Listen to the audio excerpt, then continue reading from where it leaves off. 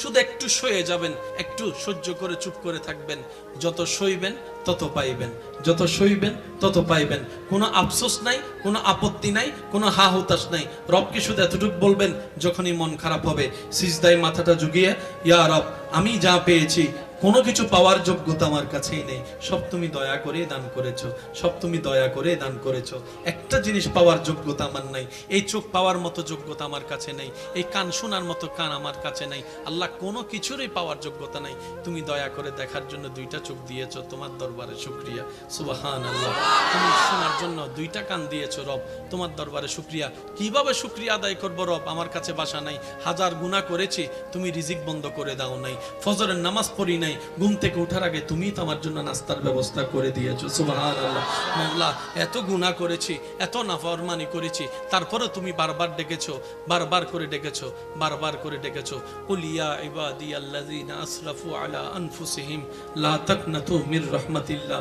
তুমি বলেছো মাওলা, তুমি বলেছো, বুঝতে পারিনি বুঝার মতো করে আল্লাহ তুমি এত দয়া করেছো। আল্লাহ, না বুঝে অনেক হা হুতাশ মন খারাপ করেছি, আজকে থেকে আর করব না। আজকে থেকে তুমি দিলো আলহামদুলিল্লাহ, না দিলে ডবল আলহামদুলিল্লাহ, না দিলে ডবল আলহামদুলিল্লাহ, না পাইলে ডবল আলহামদুলিল্লাহ। কারণ যেটা পাওয়া সেটা আমার চাওয়া ছিল, যেটা না পাওয়া সেটা তোমার চাওয়া ছিল, আর আমি বান্দা হয়ে তোমার চাওয়াতেই খুশি হয়ে আলহামদুলিল্লাহ বলতে লাগলাম। আপনি এই অভ্যাসটা একটু করার চেষ্টা করেন, কোনো হা হুতাশ নাই, কোনো আফসোস নাই। আলহামদুলিল্লাহ, আলহামদুলিল্লাহ, আলহামদুলিল্লাহ, আলহামদুলিল্লাহ। এবার রব্বুল আলামিন আপনার এই আলহামদুলিল্লাহ যদি রবের দরবারে একবার কবুল হয়ে যায়, লা ইন শাকারতুম লা আযীদান্নাকুম আয়াত আপনার উপর চলে আসবে নিয়ামত হয়ে। বলেন না সুবহানাল্লাহ। আমরা যারা এখানে আছি এবং যারা কবরে আছে, আমরা আছি দুনিয়ায়, ওনারা আছে আখেরাতে। এই দুনিয়া এবং আখেরাতের মধ্যখানে দূরত্ব কতটুকু একটু ঠান্ডা মাথায় হিসাব করলে, একটা কবরের পারে গিয়ে আপনি দাঁড়াবেন, কবরের সামনে গিয়ে দাঁড়াবেন, ওনাকে জিজ্ঞেস করবেন, ভাই আপনি কোথায় আছেন? উনি বলবে আখেরাতে। আপনি বলবেন আমি দুনিয়াতে, আপনি আখেরাতে। দূরত্ব কতটুক? হাত দিয়ে মাপলে দেখা যাবে 3 থেকে 3.5 হাতের দূরত্ব পাওয়া যাবে, মাত্র 3 থেকে 3.5 হাত। 3 থেকে 3.5 হাত উপরের দিকে তাকালে দেখা যাবে রং বেরঙ্গের এই দুনিয়া, লালসার এই দুনিয়া, লোভের এই দুনিয়া। কথা বলেন ঠিক কিনা? অরাজকতার এই দুনিয়া, হিংসার এই দুনিয়া, হত্যার এই দুনিয়া, অন্যায়ের এই দুনিয়া। 3.5 হাত নিচে, 3 হাত নিচে দেখলে দেখবেন সেই অনন্তকালের যাত্রা, আখিরাতের পথ দেখা যাচ্ছে, যেখানে কোনো লোভ নাই, যেখানে কোনো অহংকার নাই, আছে শুধু আমলের হিসাব, আছে শুধু আমলের বিচার, যে যতটুক করবে তার ততটুক পাওয়া। তাহলে আপনার আমার সেই চিরচেনা, সেই চিরন্তর সত্য পথের দিকে যে অগ্রসর হতে হবে, সেই পরকাল আপনার আমার থেকে কোনো দূরে নয়। দুনিয়াতে আসার পরে আজান দেওয়া হয়েছিল, আজানটার কোনো নামাজ ছিল না। আজ জানাজার সময় সেই নামাজ, আর আজান এবং নামাজের মাঝখানের জীবনটাই হচ্ছে আমাদের জিন্দেগি, আমাদের সময়। দেখতে দেখতে কত সময় পার হয়ে গিয়েছে। শ্রদ্ধার সাথে বলছি, একটু মনের কান দিয়ে শুনবেন। আপনারা, আমরা যখন ছোট ছিলাম তখন বারবার মনে আশা জাগতো, কখন জানি হাই স্কুল উঠবো, কখন জানি এসএসসি পাস করব, কখন জানি কলেজের গণ্ডিতে গিয়ে একটু ইন্টারে ভর্তি হয়ে যাব, কারণ সেখানে গেলে পড়ার চাপ কমে যাবে। ইন্টারে উঠলে একটু বন্ধু বান্ধব নিয়ে মোজ মস্তি করার একটু সুযোগ হবে। ছোটবেলার থেকে সবার মনের একটা চাওয়া, কখন জানি বড় হব, কখন জানি বড় হব। আর বড় যারা হয়েছে তারা মনে মনে আফসোস করে বলে, ইস, আরেকবার যদি ছোটবেলাটা ফিরে পেতাম, আরেকবার যদি ছোট জীবনটা ফিরে পেতাম, আরেকবার যদি সেই হাই স্কুলের মধ্যে ফিরে যেতে পারতাম। ওই ছোট্টবেলার শিক্ষকের সেই শাসনটা বড্ড মিস করি, মা বাবার সেই ডাকটা বড় মিস করি। মাগরিবের পরে পড়তে না বসলে যে শাসন সবাই করত, সেই শাসনটাকে মিস করি। প্রাইভেট টিচারের সেই হোমওয়ার্ক দেওয়াটাকে মিস করি। বার্ষিক পরীক্ষার পরে নানার বাড়ি ঘুরতে যাওয়াটাকে মিস করি, নানার বাড়িতে ঘুরতে যাওয়াটা মিস করি। ছোট্টবেলায় 2 টাকা পেলে যে আনন্দটা লাগতো, অনেক ভাইয়ের আমার সাথে হয়তো একমত হবেন, এখন 1000 টাকার মধ্যে সেই আনন্দ খুঁজে পাওয়া যায় না, আনন্দ খুঁজে পাওয়া যায় না। হয়তো দামি দামি দামি আইসক্রিম এখন আপনার হাতের নাগালে, কিন্তু সেই 8 আনার দুধ আইসক্রিমের মতো মজা, 2 টাকার দুধ আইসক্রিমের মতো, নারিকেলের আইসক্রিমের মতো মজা এখন আর খুঁজে পাওয়া যায় না। কথা বলেন ঠিক কিনা? যারা না দেখলে সময় কাটতো না এমন মানুষও কবরে শুয়ে আছে, এদিকে আপনার আমার জীবন চলতেই আছে। মনে রাখবেন ভাইয়েরা, কিছু বাস্তবতা মন মানতে না চাইলেও মেনে নেওয়াটা বুদ্ধিমানের কাজ। সেটা হচ্ছে কারো জীবন কারো জন্য থেমে থাকে নাই, থেমে থাকবে। কত ডাক্তার পৃথিবী থেকে বিদায় নিয়েছে, কত ডাক্তার সেই জায়গায় এসেছে। কথা বলেন ভাইয়া ঠিক কিনা? কত ইমাম বিদায় নিয়েছে, সেই মসজিদ কিন্তু খালি পড়ে থাকে নাই, অন্য কোন ইমাম এসে সেই দায়িত্বটুকু গ্রহণ করেছেন। কথা বলেন ঠিক কিনা? এই পৃথিবীতে কেউ কারো জন্য অপরিহার্য নয়, এমন ঠেকায় কারো নেই যে কেউ কারো ছাড়া বাঁচতে পারবে না। এটা সামান্য মনে হওয়া, এটা চিরবাস্তব নয়। মায়ার জগতে সবচাইতে বড় মায়াবী হচ্ছে সন্তানের জন্য মা এবং বাবা, বাবা মার জন্য সবচাইতে সোনার খনি হচ্ছে সন্তান। কত সন্তান হারা মা বাবা এখনো বেঁচে আছে, কত মা বাবা হারা সন্তান এখনো বেঁচে আছে, জীবন চলছে। তার মানে বোঝা যায় এই পৃথিবীতে আপনি রাগ করে যদি সুইসাইড করে চলেও যান কোনো কারণে, এই পৃথিবী কিংবা পৃথিবীর কোনো মানুষ আপনার জন্য থেমেও থাকবে না, তাদের জীবন থামিয়েও রাখবে না, তারা জীবন চলতে থাকবে, আপনি কবরে চলে যাবেন। কথা বলেন ঠিক কিনা?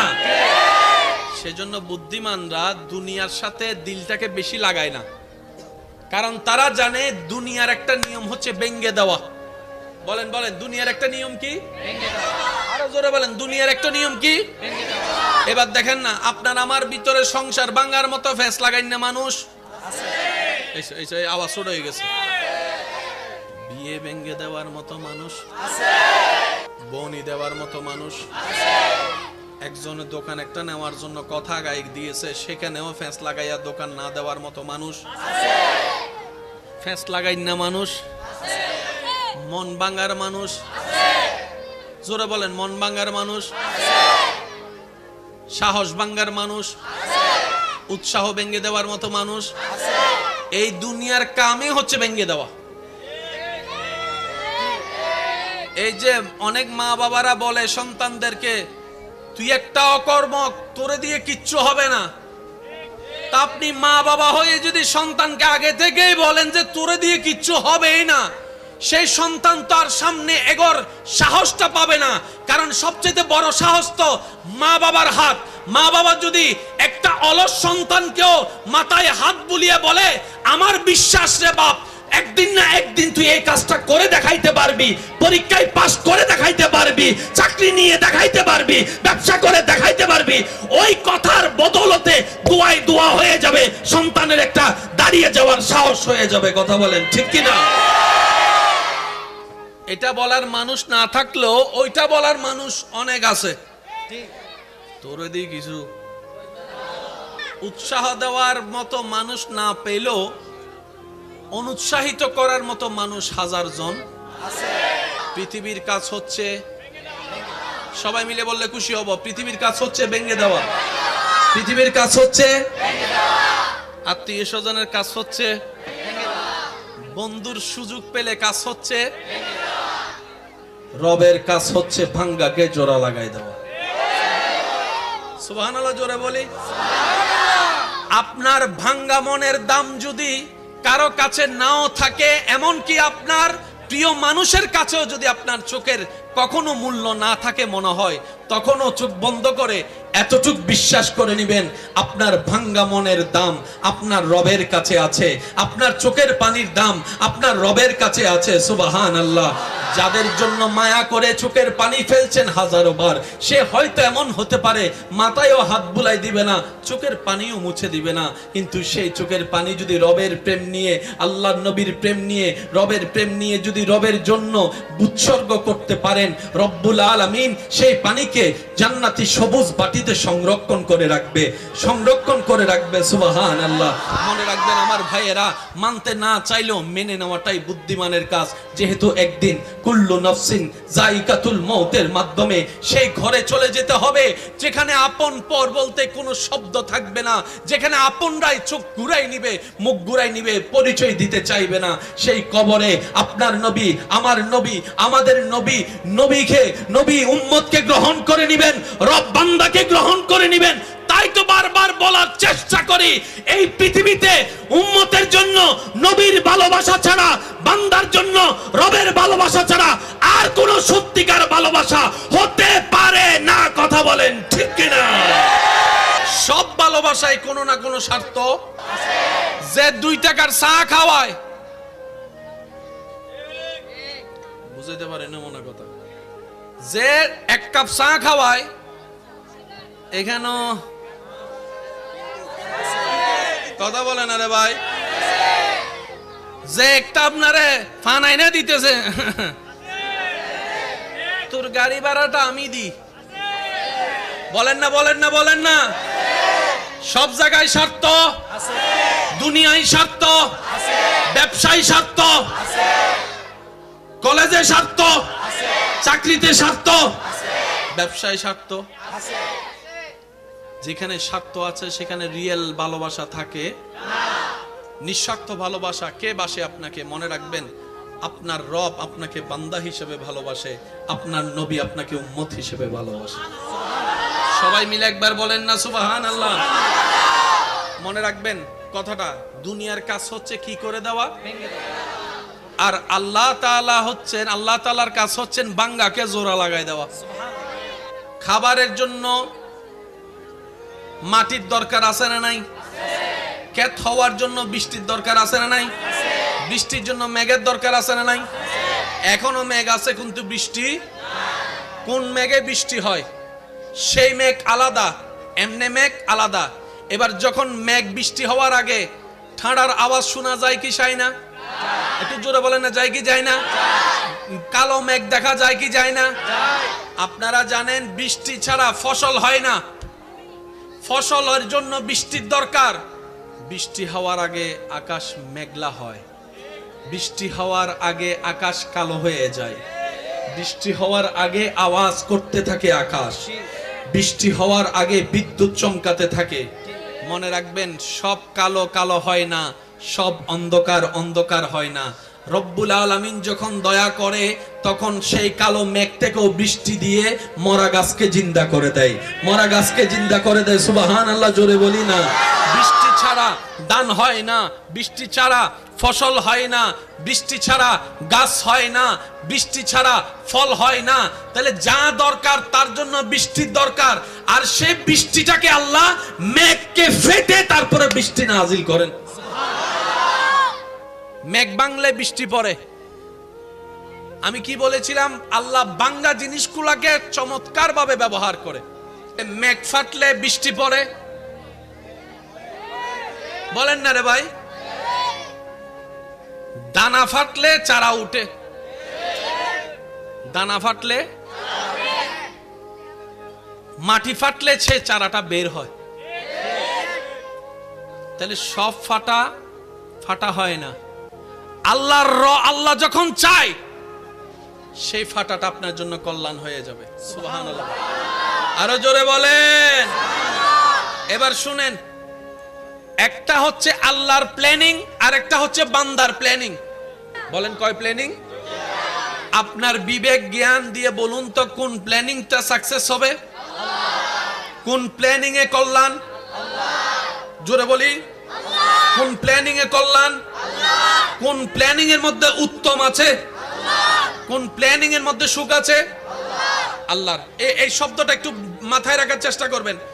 একটা আপনার আমার আমাদের পরিকল্পনা, আর একটা আমাদের রবের পরিকল্পনা। সুবহানাল্লাহর আওয়াজ হয় না? আরো জোরে বলেন।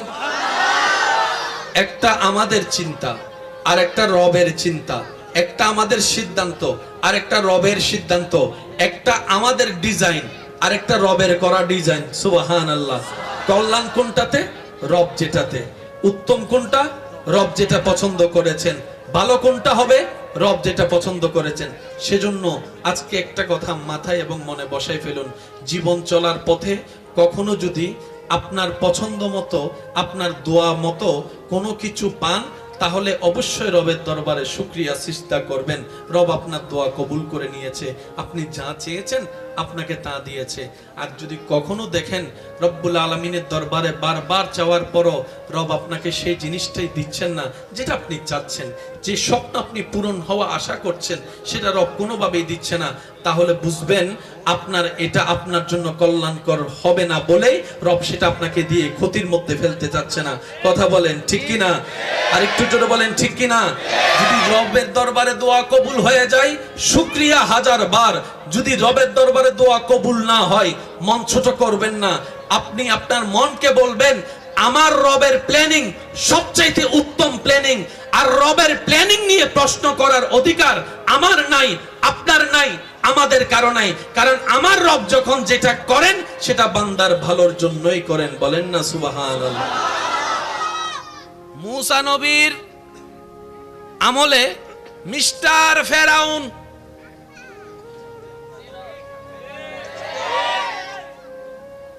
তার রাজসভার বড় বিজ্ঞানী, বড় পণ্ডিত মশাই তারে জানালো এই দেশে একটা ছেলে হবে যে ছেলের হাতে তোর মরণ।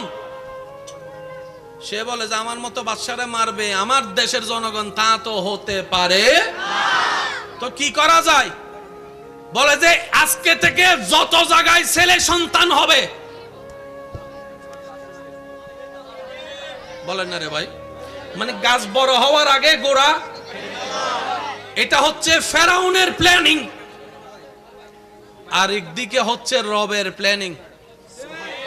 ফেরাউনের প্ল্যানিং সমস্ত ছোট ছেলে বাচ্চাকে হত্যা করো,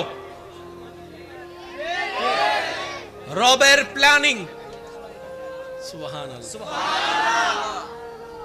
এবার সে যখন মারা শুরু করছে, মুসা নবীর আম্মা এই খবরটা জানার পর মুসা নবী, শিশু মুসা নবীকে কোলে নিয়ে একটা বাক্স বানালেন, বাক্সটা নদীর উপর রাখলেন, নদীর উপরে রাখার পর বাক্সের উপর মুসা নবীকে রেখে আল্লাহর নামে ছেড়ে দিয়েছেন। আর একটু জোরে সুবহানাল্লাহ। ফেরাউন খুঁজতেছে যাকে, সে এখানে। ফেরাউন যারে খুঁজতেছে চিনে তো না, কিন্তু খুঁজতেছে যারে ভবিষ্যতে চিনবে, কিন্তু সে এখন নদীর পানির উপরে। আল্লাহর নামে মুসা নবীর মা ছেড়ে দিলেন। বাবা বাবা বাবা, যার জীবন তরি রবের নামে ছেড়ে দেওয়া হয়, রব্বুল আলামিন তার জীবন তরিকে তুফানের মধ্যে ফেললেও কখনো ডুবতে দেয় না। কথা বলেন ঠিক কিনা? মুসা নবীর মা বলে আল্লাহ নিয়ামত আমি পাই নাই, তুমি দয়া করে দান করেছো। সুবহানাল্লাহ। আল্লাহ জালিম বাদশা বাচ্চাদেরকে মেরে ফেলতে চাচ্ছে, আমি মা হয়ে আমার চোখের সামনে আমার কচ্চি বাচ্চাকে মেরে ফেলবে, আমি মা হয়ে সহ্য করতে পারবো না। আল্লাহ আমার বিশ্বাস আছে তুমি যদি বাঁচাই রাখতে চাও, মৃত্যু সামনে আসলো তার মরণ হবে না, তার মরণ হবে না, তার মরণ হবে না। তুমি যদি কাউকে জীবিত রাখতে চাও, বিশাল আকারের ট্রাক যদি তার মাথার উপর দিয়ে চলে যায় তার কিচ্ছু হবে না। এরকম হাজার অ্যাক্সিডেন্টের ঘটনা জানার মধ্যে আছে। কথা বলেন ঠিক কিনা? যার বেঁচে যাওয়ার কথা, যার বেঁচে যাওয়ার ঘটনা, যার বেঁচে যাওয়ার দৃশ্যের প্রেক্ষাপট মানুষকে বারবার ভাবায় কিভাবে বেঁচে গেলি, কিভাবে বেঁচে গেলি, কিভাবে বেঁচে গেলি। তখন বলে রাখে আল্লাহ, মারে কে, রাখে আল্লাহ, মারে কে। মুসা নবীর আম্মা মুসা নবীকে রবের নামে যখন ছেড়ে দিলেন, রব বলে যে ফেরেশতা আমার মুসাকে নদীতে বাসায় দেওয়া হয়েছে, তো নদীটা তো আমি আল্লাহর, জোয়ার বাটা তো আমি রবের হুকুম, পানির গতিপথ আমি রবের নির্দেশে চলে। এবার রব্বুল আলামিন পানিকে নির্দেশ করলেন, হে পানি এই বাক্সটাকে ফেরাউনের ঘরের সামনে নিয়ে যা। এত বিশাল নদীর মধ্যে ডাইন বাম না গিয়ে সেই মুসা নবীর বাক্সটা সেখানে গিয়ে দাঁড়ালো যেখানে ফেরাউনের স্ত্রী নামলেন গোসল করতে কিংবা ঘাটের মধ্যে আসলেন। বাচ্চাটাকে দেখে অবাক হয়ে গেল, কে না কে ছেড়ে দিল, এত সুন্দর চেহারাওয়ালা, এত ফুটফুটে চেহারাওয়ালা, চোখগুলা অতুলনীয়, নাকটা অতুলনীয়, পুরা চেহারা দেখলেই মায়াটা বেড়ে যায়। সচরাচর বাচ্চার চেহারা দেখলে দুশমনের মনও গলে যায়, কথাই বলে। আর এটা তো একজন নবীর চেহারা, এটা তো একটা রাসূলের চেহারা। সেই বাচ্চাটাকে নিয়ে তার ঘরের ভিতরেই ঢুকে গেল। আল্লাহর হুকুমে বাচ্চাকে নিয়ে তার ঘরেই ঢুকে গেল, যে ওনাকে মারার জন্য খুঁজতেছে। এটা কার প্ল্যানিং? জোরে বলেন, কার প্ল্যানিং? এবার বাচ্চা যখন ঘরে নিছে, ঘরে নেওয়ার পরে যা হওয়ার হলো। এবার বাচ্চার তো দুধের দরকার আছে, বলেন না? একটা হচ্ছে নিজের মার থেকে খাওয়া, আরেকটা হচ্ছে দুধ মা। যেমন আমি অদমের দুধ মা আছে, আলহামদুলিল্লাহ বলি। আল্লাহ আমার মাদের হায়াতে বরকত দান করুক।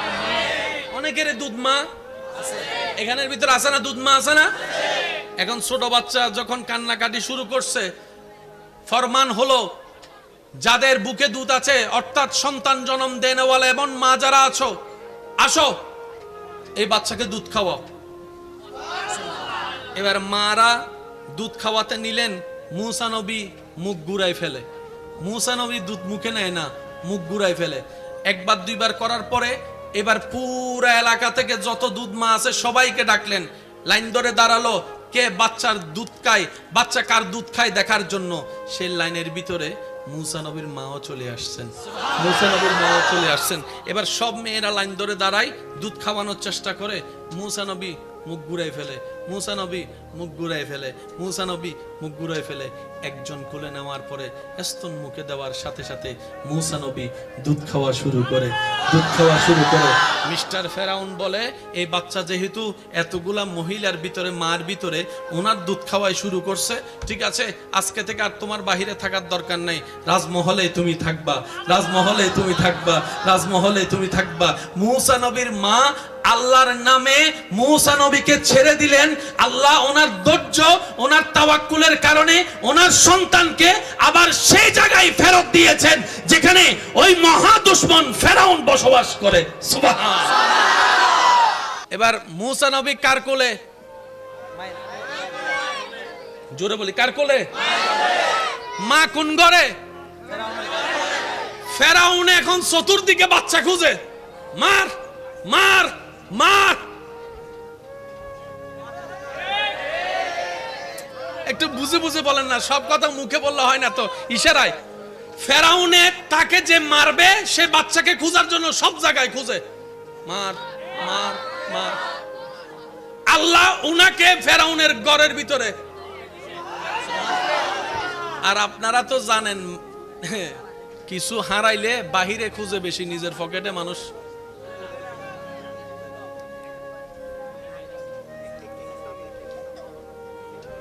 হদুনে চশমা তোয়া দে নাগরুদ্দিরাই মাতো না, মাতো না। ও বউ, চশমা হো। বউ একখানা শতানি করে হদ গিয়া দেখিলাম তো, তোমার হাসে তো আসিল হন্ডা ওয়া হন্ডা রাইলাম চশমা হয় না, হয় না, হয় না, ইল্লা হয় না, হান থলম রাহি। আর গাছওয়ালা মিস্ত্রি অকল বাই তাল ইতারা জানে, ইতারা বেশিরভাগ সময় হলম আগা হাত পেন্সিল আহেদা হন্ডে হান অতরা হাইতে সারিমিককে বুড়ো হওয়ারে মারি দূরে ফেলি, এ আর হাত পেন্সিল হন্ডা লগে ইউজ তুই ইতে দেখি রসুপ করিব, ওই থেকে হয়তো ফল যাতে ফলাই করে করতে দেছো না। নাগর ডগাত চশমা রাহি সারিমিককে তোয়াদা আছে না নাই? তো বউ হতে আয়নার ভিতর আছে, কির ভিতরে জামাই এবার মায়ের গরম গিয়ে হত, জামাই মায়ের গরম গি আনলো মাস্কারি করতে লাগতো না, আয়না ভিতর হতো সমস্যা হতবা। ও মাই ডার্লিং, গরম ফর হইবে দেরি, আগে একখানা সনা এটা আইনের সামনে যাই রে হন্ডা ইয়ার ফর ন দেখের হন ইয়ার ফর হতম বাদা হতে নাগর উদ্দিস না। ও আই এম সরি, হয় না? সত্যি করে হন না? মানুষ কিছু হারালে বাহিরে খুঁজে, এটা একটা অভ্যাস, এটা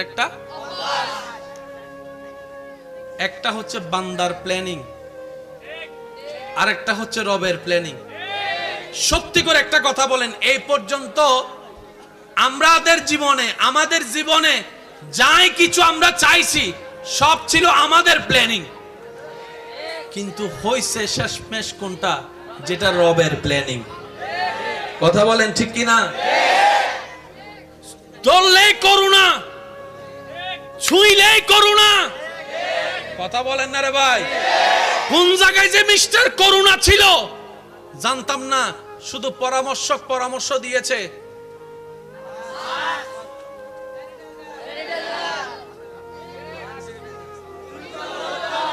দূরত্ব বজায় রাখো।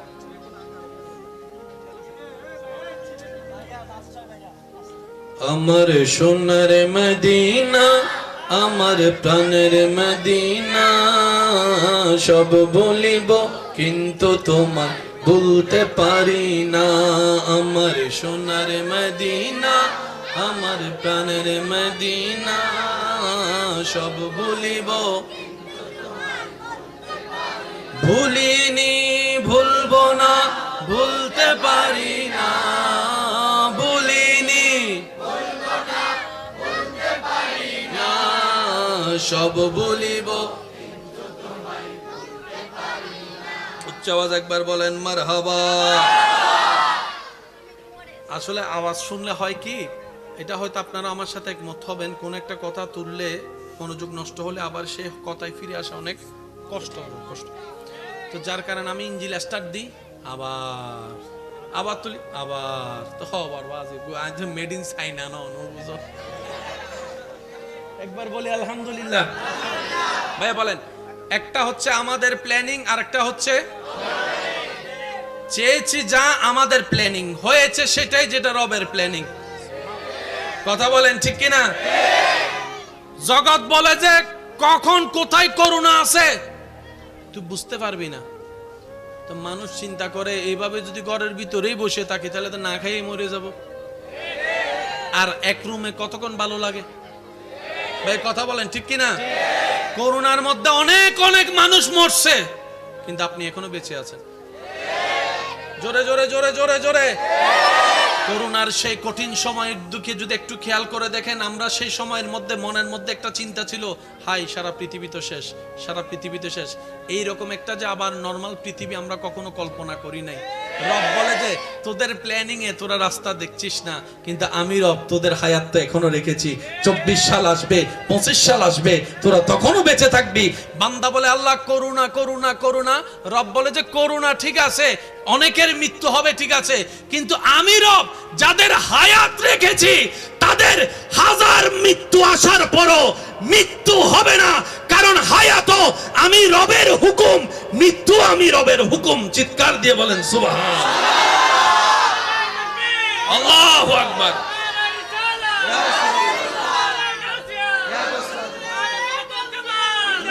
উচ্চ আওয়াজ একবার বলেন মারহাবা। বান্দার প্ল্যানিং ফেরাউনেরটা শুনছি, রবের প্ল্যানিং শুনছি। এবার আল্লাহ মূসা নবীকে বড় করাচ্ছে কার ঘরে? ফেরাউনের ঘরে। সুবহানাল্লাহ, একটু জোরে বলি না? সেজন্য মনে রাখবেন, আমার যুবক ভাই বোনদের উদ্দেশ্যে বলা, জীবনে কোনো চাওয়া রাখবেন না, কোনো স্বপ্ন রাখবেন না, কোনো ইচ্ছা রাখবেন না যেটা আপনার ভেঙে যাওয়ার কারণে, অপূর্ণতা হওয়ার কারণে আপনার সামনের পথ চলা থেমে যাবে, এমন কোনো চাওয়া রাখবেন না। চাওয়া যদি রাখতে হয় একটা চাওয়া রাখেন, আমি আমার রবকে খুশি রাখতে চাই, আমি আমার রবকে খুশি করতে চাই, আমি সারা দিনটা আমার প্রত্যেকটা কাজটাই আমার রবকে খুশি করতে চাই। আমার হাঁটাটা যেন রবকে খুশি করার জন্য হয়, আমার বলাটা যেন রবকে খুশি করার জন্য হয়। সুবহানাল্লাহ।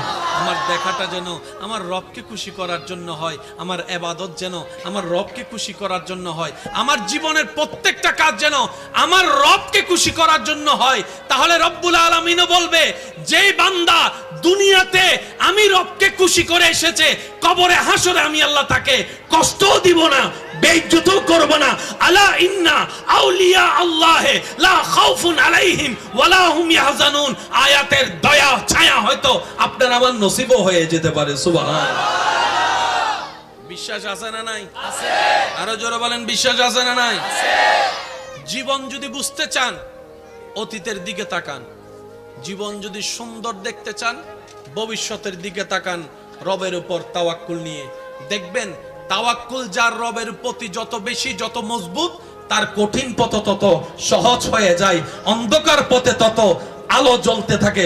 ওয়ামাই ইয়াত্তাকিল্লাহ ইয়াজআল লাহু মাখরাজান ওয়া ইয়ারযুকুহু মিন হাইসু লা ইয়াহতাসিব। এটাই রব্বুল আলামিনের ফরমান। চিৎকার দিয়ে বলেন সুবহানাল্লাহ।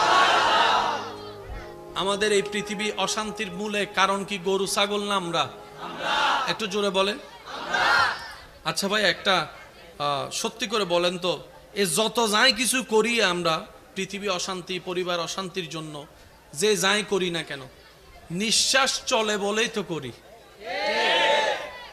এই নিঃশ্বাসটা যদি বন্ধ হয়ে যায় আর কি করার কোনো সুযোগ আছে? সবাই একটু বলি, আর কি সুযোগ আছে?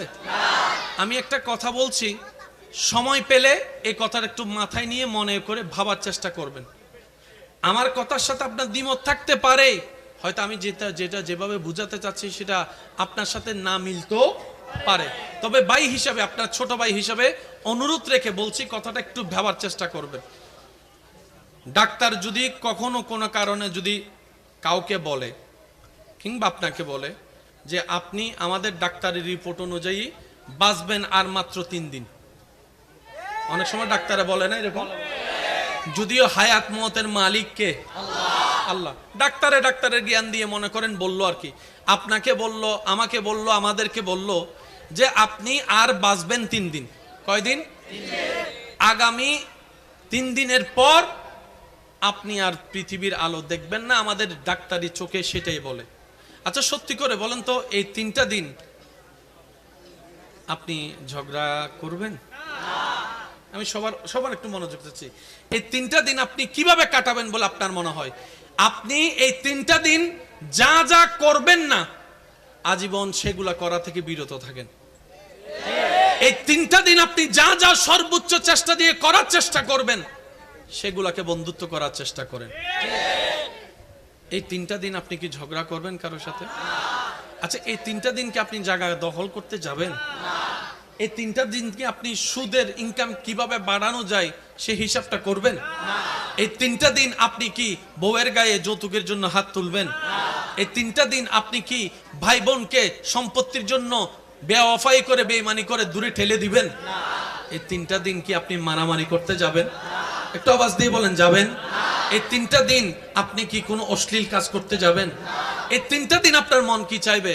একটু নামাজটা পড়ি, একটু কোরআন তেলাওয়াতটা করি, একটু কোরআন তেলাওয়াতটা শুনি, একটু মার চেহারাটা একটু দেখি, একটু বাবার চেহারাটা দেখি, একটু বউয়ের চেহারাটা দেখি, একটু সন্তানদের চেহারাটা দেখি, একটু নাতি নাতনির চেহারাটা দেখি, একটু আমার মায়ের পেটের ভাইয়ের চেহারাটা একটু দেখি, আমার বোনটার চেহারাটা দেখি। তখন কি আর কারো প্রতি রাগ কাজ করবে? কারো প্রতি অভিযোগ কাজ করবে? এই 3টা দিনের কথা একটু স্মরণ করেন না।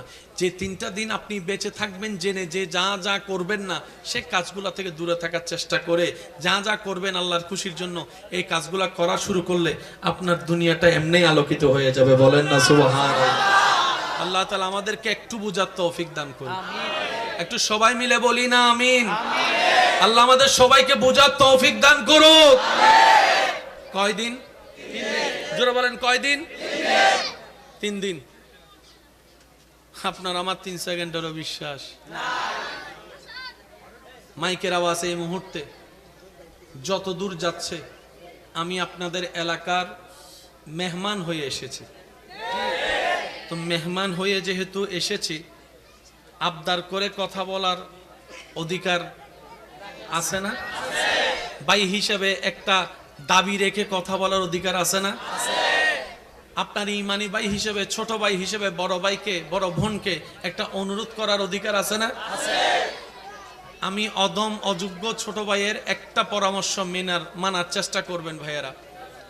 বড় ভাই, বড় যারা আছেন ছোটদেরকে বুকে টেনে নেন। ছোটরা যারা আছেন সব রাগ অভিমান ভুলে বড় ভাইকে পিছন থেকে জড়ায় ধরা শুরু করেন। কারণ যেই কারণে, যে কথার কারণে, যে বিষয়ের কারণে আজকে নিজের মায়ের পেটের ভাই বোনদের মধ্যে দ্বিধাদ্বন্দ্ব, দ্বন্দ্ব, এর মধ্যে 80% শয়তানের হাত আছে না নাই? ছোট কথাকেও বড় হিসাবে আপনার সামনে তুলে ধরেছে। আবার কিছু কিছু মানুষ ওয়াসওয়াসিল খান্নাস, আপনার পরিচিত মানুষ আপনার বিপক্ষে, আপনার ভাইকে, ভাইয়ের বিপক্ষে আপনাকে কান পরা দিয়ে আপনাদের ভিতর দূরত্ব এনে দিয়েছে। কথা বলেন ঠিক কিনা? মনে রাখবেন, রাতের 3টা বাজে যদি আপনার কোনো শরীর খারাপ হয়, বাহিরের কেউ আসার আগে আপনার ভাই আসাই তো বেশি দরকার, আপনার বোন অগ্রসর হওয়া তো বেশি দরকার। কারণ রক্তের বাঁধন তো একটা শব্দ আছে। তা আমি অনুরোধ করব, যা হয়েছে হয়ে গিয়েছে, বাদ দেন না। নবী রহমাতুল্লিল আলামিন বলে, যে ক্ষমা করে আল্লাহর সন্তুষ্টির জন্য আল্লাহর অন্য বান্দাকে আল্লাহ তাআলা খুশি হয়ে ওই বান্দাকেই ক্ষমা করে দেয়, যে নিজের রাগকে কন্ট্রোল করে নিজের ভাইকে, বন্ধুকে ক্ষমা করেছে আল্লাহকে খুশি করার জন্য। তাহলে আমি যদি অন্যকে ক্ষমা করি, মূলত আমি ক্ষমা পাচ্ছি। আমি যদি অন্যের দোষ গোপন করি, মূলত আমার দোষই গোপন থাকছে। আমি যদি অন্যকে খাওয়াই, মূলত আমার রিজিকই বেড়ে যাচ্ছে।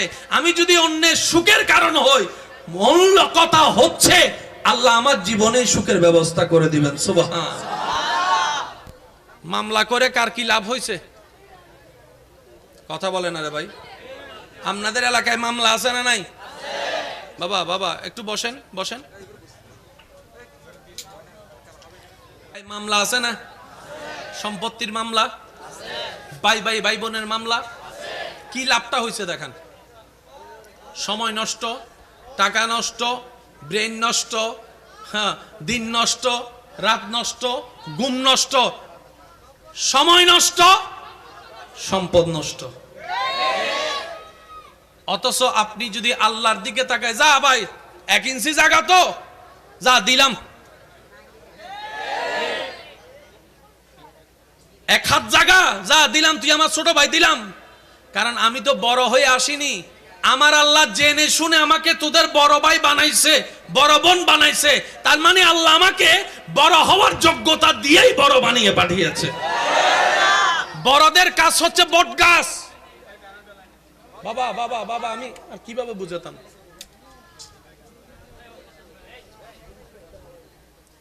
একবার বলি আলহামদুলিল্লাহ। হয় নাই? আরো জোরে। আমার কথায় কোনো কষ্ট নিচ্ছেন?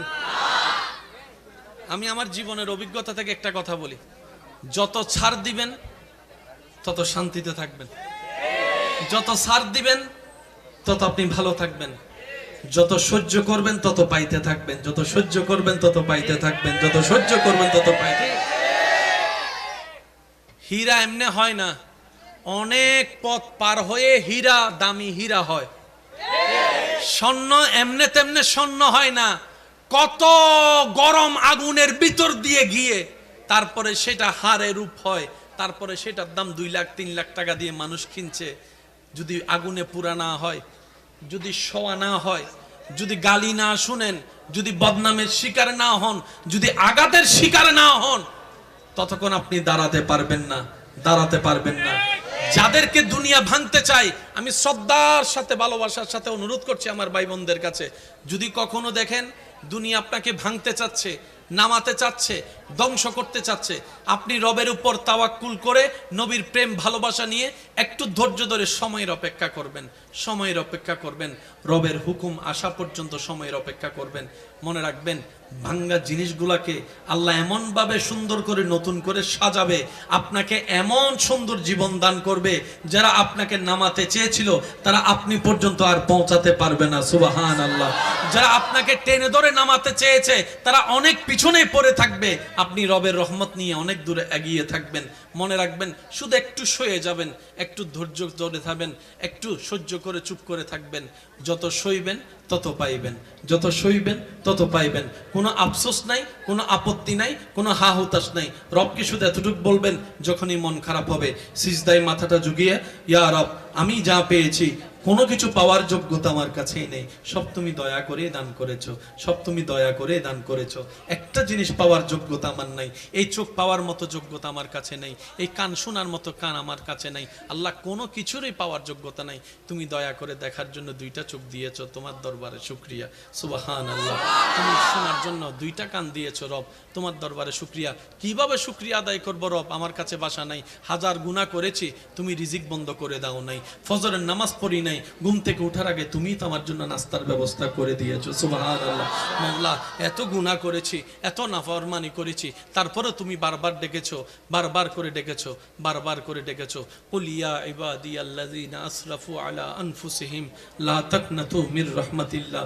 তুমি বলেছো মাওলা, তুমি বলেছো, বুঝতে পারিনি বুঝার মতো করে আল্লাহ তুমি এত দয়া করেছো। আল্লাহ, না বুঝে অনেক হা হুতাশ মন খারাপ করেছি, আজকে থেকে আর করব না। আজকে থেকে তুমি দিলো আলহামদুলিল্লাহ, না দিলে ডবল আলহামদুলিল্লাহ, না দিলে ডবল আলহামদুলিল্লাহ, না পাইলে ডবল আলহামদুলিল্লাহ। কারণ যেটা পাওয়া সেটা আমার চাওয়া ছিল, যেটা না পাওয়া সেটা তোমার চাওয়া ছিল, আর আমি বান্দা হয়ে তোমার চাওয়াতেই খুশি হয়ে আলহামদুলিল্লাহ বলতে লাগলাম। আপনি এই অভ্যাসটা একটু করার চেষ্টা করেন, কোনো হা হুতাশ নাই, কোনো আফসোস নাই। আলহামদুলিল্লাহ, আলহামদুলিল্লাহ, আলহামদুলিল্লাহ, আলহামদুলিল্লাহ। এবার রব্বুল আলামিন আপনার এই আলহামদুলিল্লাহ যদি রবের দরবারে একবার কবুল হয়ে যায়, লা ইন শাকারতুম লা আযীদান্নাকুম আয়াত আপনার উপর চলে আসবে নিয়ামত হয়ে। বলেন না সুবহানাল্লাহ।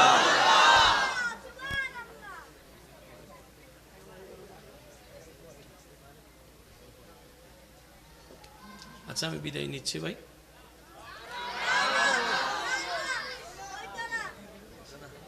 করতে চাইলেও তো পারতেছি না। একবার বলি আলহামদুলিল্লাহ, মন থেকে বলেন তো আলহামদুলিল্লাহ। আওয়াজটা যেন আরো বড় হয়, বলেন আলহামদুলিল্লাহ। হাঁটার সময় মাঝে মধ্যে পা মস্কা খান, এটাও নিয়ামত।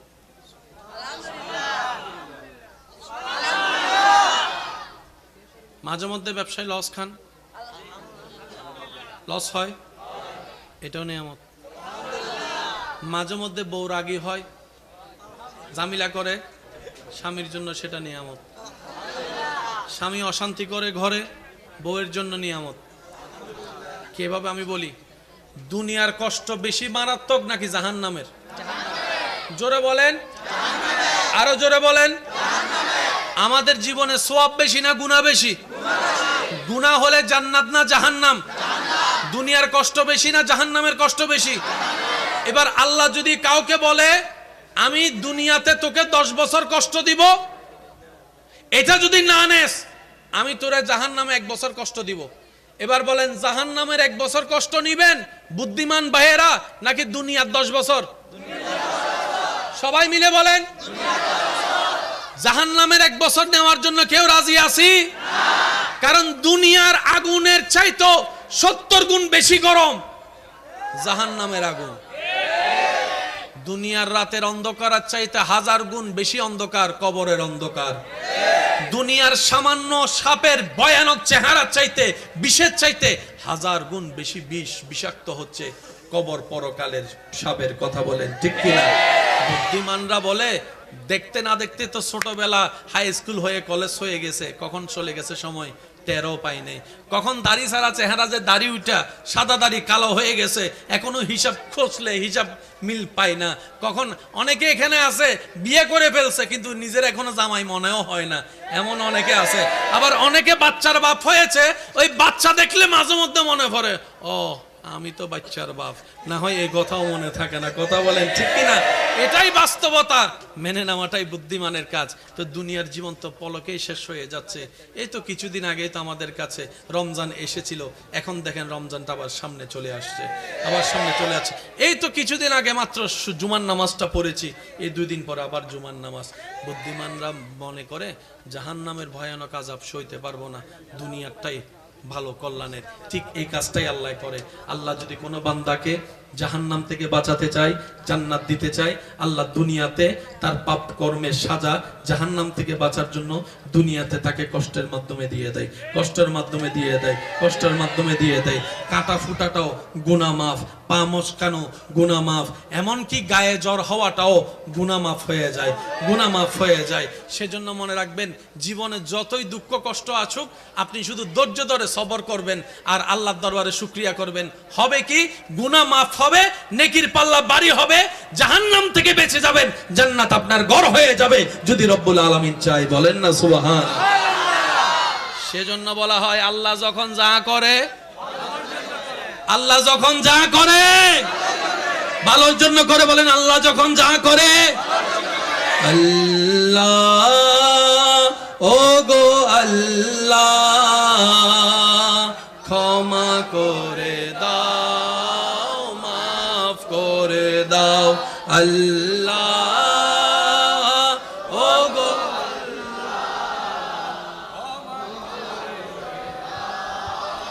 মাফ।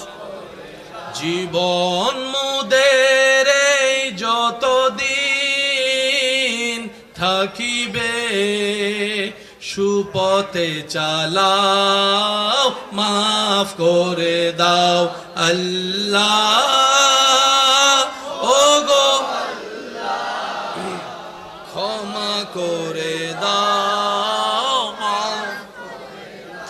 ডান হাত তুলে একবার বলেন সবাই মারহাবা, আর একটু জোরে বলেন মারহাবা।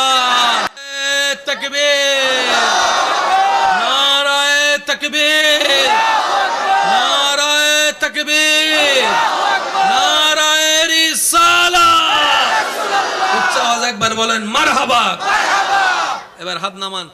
আর কোনো টেনশন মন খারাপ কষ্ট কোনো কিছু সব রবের নামে ছেড়ে দিলাম। কথা বলেন না রে ভাই। টেনশন করলে দিন রাত হবে, মন খারাপ করলে রাত দিন হবে, টেনশনে মরে গেলে ব্যবসার লস ফেরত আসবে, কিন্তু আল্লাহ চাইলে ডবল আসবে। আল্লাহ চাওয়া পর্যন্ত আপনাকে অপেক্ষা করতে হবে। এই অপেক্ষা করার নামই হচ্ছে সবর, এই অপেক্ষা করার নামই হচ্ছে ধৈর্য। এবার আসেন, আল্লাহ চাইলে ইউসুফ নবীকে একদিনেই বাদশাহী দিতে পারতেন, কিন্তু আল্লাহ দেন নাই। ছোটবেলায় কূপে ফেলছে, কূপ থেকে গোলাম বানিয়ে বাজারে গিয়ে বিক্রি করাইছে, ওইখান থেকে রাজপ্রাসাদের মানুষ এসে কিনে নিয়ে ওনার ঘরে নিয়ে গেছে, ওইখান থেকে বাদশা দেখছে, তারপরে এখানে হয়ে বাদশার ঘরে আসছে, আবার সেখানে জোলেখার কাহিনী হয়ে জেলখানায় গেছে, তারপরে এক সময় গিয়ে আল্লাহ তুমি চাইলে ডাইরেক্ট তো দিতে পারতা। রব বলে যে আমি ডাইরেক্ট কাজ পছন্দ করি না, আর প্রত্যেকটা নবী রাসূলের ভিতরে আমি আমার বান্দাদের জন্য জীবনের শিক্ষা রেখে দিয়েছি। আল্লাহ পাক বলে যদি তুমি সেই রকম বাদশাহী চাও, ইউসুফ নবীর মতো ধৈর্য ধরে দেখাও। আর একটু জোরে বলেন ঠিক কিনা। তুমি যদি নিয়ামত পেতে চাও, জাকারিয়া নবীর মতো ধৈর্য ধরে দেখাও। তুমি যদি ঈমানি পরীক্ষায় টিকতে চাও, ইব্রাহিম নবীর মতো পরীক্ষা দিয়ে দেখাও, পরীক্ষা দিয়ে দেখাও, পরীক্ষা দিয়ে দেখাও। প্রত্যেকটা নবী রাসূলের জীবন বান্দাদের জন্য সামনে এগিয়ে যাওয়ার এক একটা রাস্তা, আল্লাহর ওলিদের জীবন চরিত্র, সেটা আমাদেরকে চলার জন্য কৌশল শিখিয়ে দেয়। বলেন সুবহানাল্লাহ। প্রত্যেকটা কিছুর মধ্যে একটা কানেকশন আছে না নাই? মনে রাখবেন, বুঝা যত সুন্দর মনের সাথে বাড়বে, সমস্যা তত সমাধান হবে। প্রত্যেকটা সমস্যার সমাধান কোথায় জানেন? যেখানেই সমস্যা সেখানেই সমাধান। জোরে বলেন না রে ভাই। রোগের কারণে ডাক্তারের কাছে গেলে এক্সরে দেয় কি দেয় না? এক্সরের কাজটা কি? ওনার অনুমানের সাথে বাস্তবতার চিত্র মিলাতে চায়। উনি রোগের গোড়ায় গিয়ে আঘাত করতে চাচ্ছে। যেখান থেকে রোগ হয়েছে সেখানে যদি আঘাত করতে পারে, মনে রাখবেন সমস্যার সমাধান বেশিরভাগ সময় সমস্যার আশেপাশেই ঘুরতে থাকে। আর একটা অনুরোধ করে আমি আপনাদের থেকে বিদায় নিব ভাই, আল্লাহর ওয়াস্তে স্বামী স্ত্রী ভাই বোন পরিবারে যতই যাই কিছু হোক, এক ছাদের নিচে থাকলে অনেক কিছুই হয়েছে হচ্ছে হবে, এটা সবারই হয়। কারোটা বাহিরে আসে, কারোটা বাহিরে আসে না। পার্থক্য এতটুকুই, পার্থক্য এতটুকুই। দিল থেকে খুব কম মানুষ এই শান্তিতে আসে। কখনো নিজের ঘরের বিচারের জন্য বাহিরের মানুষের কাছে যায়েন না। হয়তো আপনি কারো কাছে গেলে, বাহিরের মানুষের কাছে গেলে হয়তো আপনি সাময়িক বিচারটার মাধ্যমে জয়যুক্ত হবেন কিংবা হেরে যাবেন, যাই হোক একটা ফয়সালা হবে, কিন্তু এই যে পরিবারটা ভাঙবে, এটা আর কখনো জোড়া লাগবে না, এটা আর কখনো জোড়া লাগবে না। ঘরের অভিভাবক যিনি বড় আছেন, মা হতে পারে, বাবা হতে পারে, বড় ভাই হতে পারে, স্বামী হতে পারে, ওনার মাধ্যমে বিচার করান। আপনারা চার দেওয়ালের ভিতর সমাধান করবেন।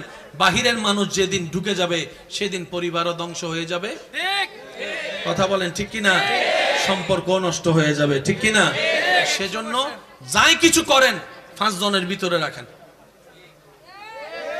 আর 2 ভাই 3 ভাই যদি মিল বেশি না হয়, এক রুমের মধ্যে বেঁধে দিবেন, মারামারি কর আর যা কর মিললাই বাইর হইস, তোরা মারামারি কর, কাটাকাটি কর, তোদের ব্যক্তিগত ব্যাপার, কিন্তু দরজা থেকে যখন বাইর হবি ভাই বোন একসাথে আসবি। এবার বলেন না মিলা কোনো উপায় আছে? একটা জিনিস বড় অবাক্যর বিষয় কি জানেন, মানুষ যে সম্পত্তির জন্য সম্পর্ক নষ্ট করে, যে সম্পত্তিটা যাদেরকে দেওয়ার জন্য, যেমন বাবা ভাইয়ের সাথে দুশ্মনী করলো সম্পত্তির জন্য, এই সম্পত্তিটা যেন আমার সন্তানরা পায়, এটাই চাওয়া। কি আজব ব্যাপার, এক সময় সেই সম্পত্তিটাই তার জন্য কাল হয়ে দাঁড়ায়, নিজের ছেলে মেয়েরা সম্পত্তি নিয়ে মারামারি করে, বাপ মাকে বাদ দেয় না একবেলা। মনে রাখবেন, টাকা সম্পত্তি থাকলেও জ্বালা, কিন্তু থাকলে বেশি জ্বালা, থাকলে একটু জোরে বলেন, থাকলে না থাকলে একটু কম জ্বালা। যার নাই তার টেনশন একটা, আহা নাই। যার আছে তার টেনশন, কেমনে ধরে রাখবো, কেমনে বাড়াবো, কেমনে বাক করব, কারে কি দিব, কে কোনটা ভাইয়া খুশি হবে, কে কোনটা ভাইয়া নারাজ হবে, হাজার টেনশন। সেজন্য রব্বুল আলামিন বলে, বান্দা রিজিকের বিষয়টা আমি রব নিজের হাতে রেখেছি, কেন জানো? তোমাদের হাতে রিজিকের দায়িত্ব ছেড়ে দিলে তোমরা আপনকে বাড়াই দিবা, পরকে কমাই দিবা, বন্ধুকে বাড়াই দিবা, দুশমনকে কম দিবা। যেমন রিজিকের, হাজার রিজিকের একটা অংশ হচ্ছে অক্সিজেন। অক্সিজেন আসে কোত্থেকে? গাছ থেকে। এবার কোন গাছ থেকে যে কে অক্সিজেন নেয় আমরা কেউ জানি? আর যদি আমার মনে হয় আমরা যদি জানতাম কোন গাছ থেকে কে অক্সিজেন নেয়, তাহলে দুশমনে যে গাছ থেকে অক্সিজেন নাই, রাতের বেলা যাইয়া সেই গাছটাকে আমরা কেটে ফেলতাম। বাস্তবতা তো এটাই দাঁড়ায়। রব বলে যে আমি তোদেরকে জানাবো না, তোদের হায়াত তোদের হাতও রাখবো না। সেজন্য ইমানদার ভাইয়েরা, শয়নে স্বপনে বর্ষাটা রাখবো রবের উপরে, নবীর প্রেমটা সাথে নিয়ে। রবের উপর যে বর্ষা করার মতো করতে জানে, রব্বুল আলামিন ছোট্ট ছোট্ট পিঁপড়াকে পর্যন্ত খাওয়ায়, ছোট্ট ছোট্ট পিঁপড়াকে পর্যন্ত খাওয়ায়, ছোট্ট ছোট্ট পিঁপড়াকে পর্যন্ত রব্বুল আলামিন খাওয়ায়।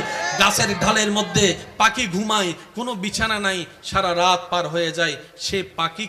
সে পাখিকে যার রহমতে পড়তে দেয় না গাছ থেকে, তিনি আমাদের রব, তিনি আমাদের মালিক, তিনি আমাদের খালিক, তিনি আমাদের জুল জালালি ওয়াল ইকরাম। কথা বলেন ঠিক কিনা? আমাদের রাজ্জাক, আমাদের আল্লাহ, আমাদের রহমান, আমাদের আল্লাহ, আমাদের রহিম, আমাদের আল্লাহ, আমাদের গফুর, আমাদের আল্লাহ, আমাদের গফফার, আমাদের আল্লাহ, আমাদের খালিক, আমাদের আল্লাহ, আমাদের হায়াতের মালিক, আমাদের আল্লাহ, আমাদের মওতের মালিক, আমাদের আল্লাহ, আমাদের ইজ্জতের মালিক, আমাদের আল্লাহ, আমাদের জ্ঞানের মালিক, আমাদের আল্লাহ। আর সেই আল্লাহ হচ্ছে ইন্নাল্লাহা আলা কুল্লি শাইইন কাদির। যেহেতু এমন একজন রব আমাদের আছে, টেনশন করার কোনো দরকার।